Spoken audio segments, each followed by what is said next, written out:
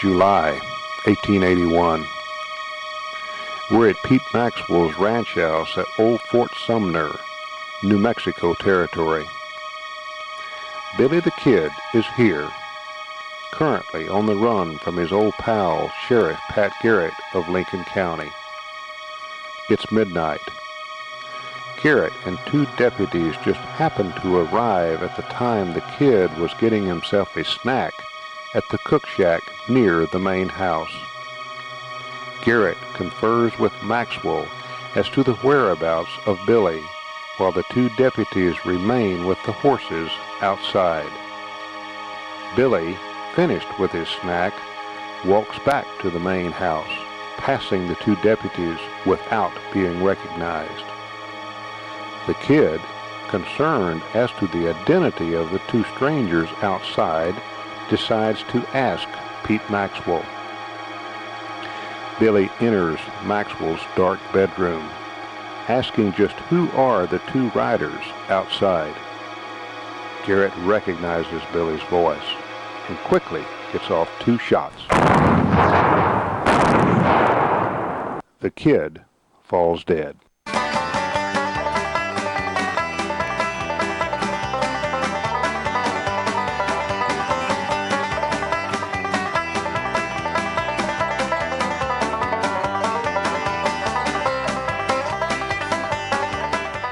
I went to Fort Sumner to document the death of Billy the Kid and ran right into the 22nd annual Old Fort Days celebration.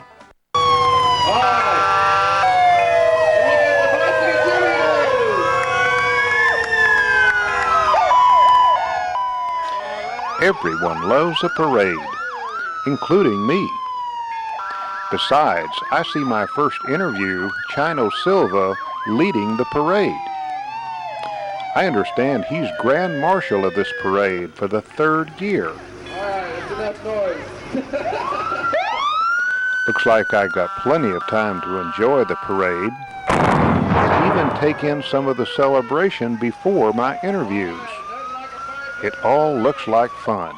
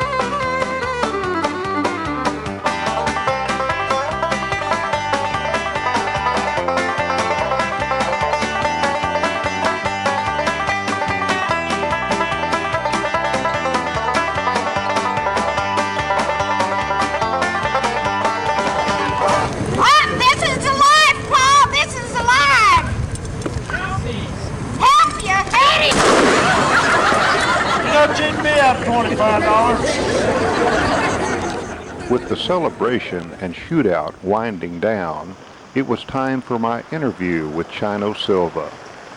In a way, I was nervous. Seldom does an amateur such as myself get a chance to interview a person who probably has information that could literally change history.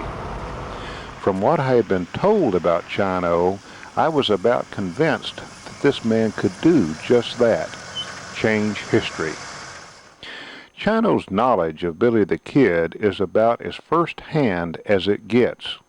His grandfather, Jesus Silva Sr., was a personal friend and confidant of Billy the Kid.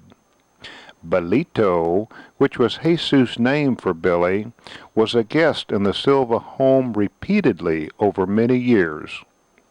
In fact, Billy was a guest of Silva the very night he met his death at Pete Maxwell's house next door. Jesus was a pallbearer at Billy's funeral and a member of the court of inquiry into the kid's death. And Jesus spoke Spanish. Interpreter for the man was none other than his grandson, Chino Silva. In 1881, your grandfather was the foreman for Pete Maxwell. Yeah. And Pete Maxwell's bedroom, of course, is where Billy the Kid died. No. Is that not right? No. No, that's a completely other people's imagination. Why don't you... He was killed in the front porch of Pete Maxwell's house. The front porch? Yeah. Okay. When he had broke out of the Lincoln jail, and he finally made his way back to the Bosco Redondo, and he was staying with my grandfather. And he and Granddaddy had talked him into going to Mexico. He said, Billy, he said, Pat knows you. He and Billy and Pat were friends when Pat first came here. Right. He says he knows you, he knows your habits, he knows your ways, and he's going to set a trap for you. Pat isn't going to try to shoot you, gun you, just like these other outlaws has. He said he's not that crazy. He said, but he'll set a trap for you and he'll kill you. Well, how tall do you figure Billy the Kid was? He was only about 5'4". About 5'4", yeah. So he was pretty skinny, too. Yeah, and he looked more like a girl than he did a boy. I've heard that before. Sure. Granddaddy said he blonde-headed, blue-eyed, light complexion. Yeah. Little tiny hands. Yeah.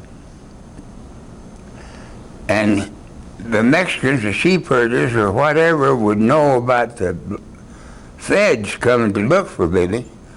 They'd get word to Billy. Said, there's so-and-so coming. He was very popular here, wasn't he? Well, he was with the Mexican people because he would kill a beef or a deer or an antelope and take it to those people that didn't have anything to eat. No wonder he was popular. And then they'd protect him, help him, and if they needed to hide him, all they'd have to do is go to the Mexican house and they'd hide him. But like I said a while ago, he'd look more like a girl. And as soon as these friends of his would notify him that the feds were coming, and he always let his hair grow anyway, and he'd go to the Hebreo girls and buy clothes from them and dress like a girl and wait on them at Pete Maxwell's house when they were eating there. And they were looking for Billy, and there they were. He was feeding them right there, waiting on them. And is that right? And they thought it was a girl. That's really... But Granddaddy said one thing about it. He said he always had that damn pistol under his dress. Always had the what? The pistol? Yeah, the pistol under his dress. That's funny.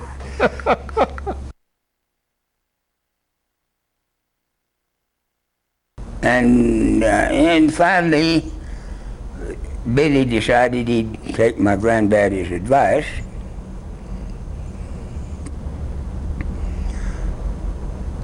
And a week before this happened, Pat put out a story that he had gotten a telegram that there was bank robbers out loose west.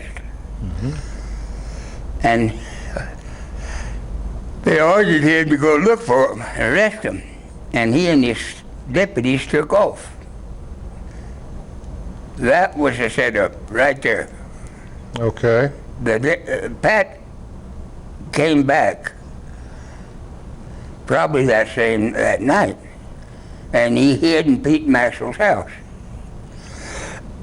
He knew that Billy would go there because he was going with this Indian gal that Pete Maxwell raised as a slave. He was going with her.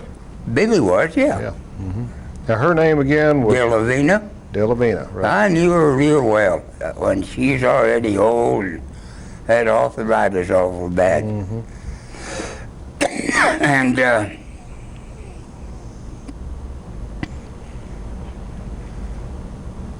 Pete Maxwell knew what was going on, but he wouldn't dare tell Granddaddy or Billy either. But he covered up for the deal.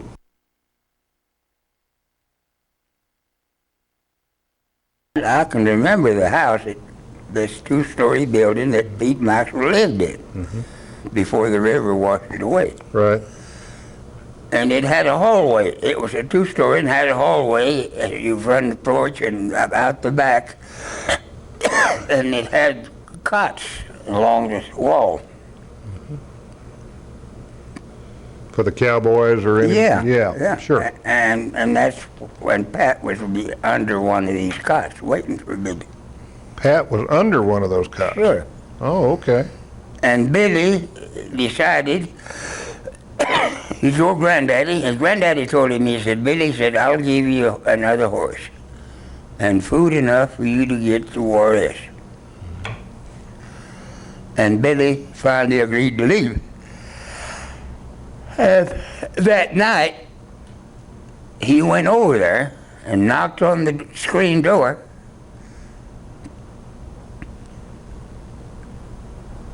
And it was a bright moonlight night. And Pat knew damn well it was Billy. And he shot him with a sawed-off shotgun. With a sawed-off shotgun? Yep.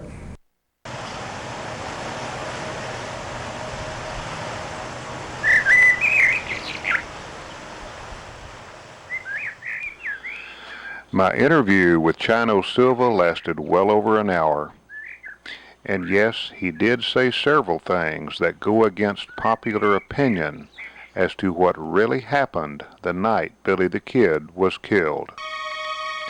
Things such as Maxwell alerting Garrett that the kid was in Fort Sumner, Garrett hiding under a cot on the front porch, ambushing Billy, and shooting him with a sawed-off shotgun.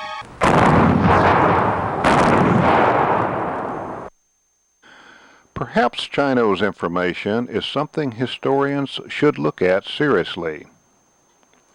In regard to the question as to whether or not Billy's body does or does not lie in this grave, I am of the opinion that it does. There were just too many friends and acquaintances of Billy who viewed the body and witnessed its burial. These were ordinary people with no agenda serious enough to support the alleged cover-up some say took place here. I seriously doubt that so many different people would have felt strongly enough to keep such a secret for so many years, even taking it with them to their own graves. I hope you've enjoyed these stories about Billy the Kid and the visit to Fort Sumner during the 22nd annual Old Fort Days celebration. I'm Duane Whitlow. Until the next time, take care.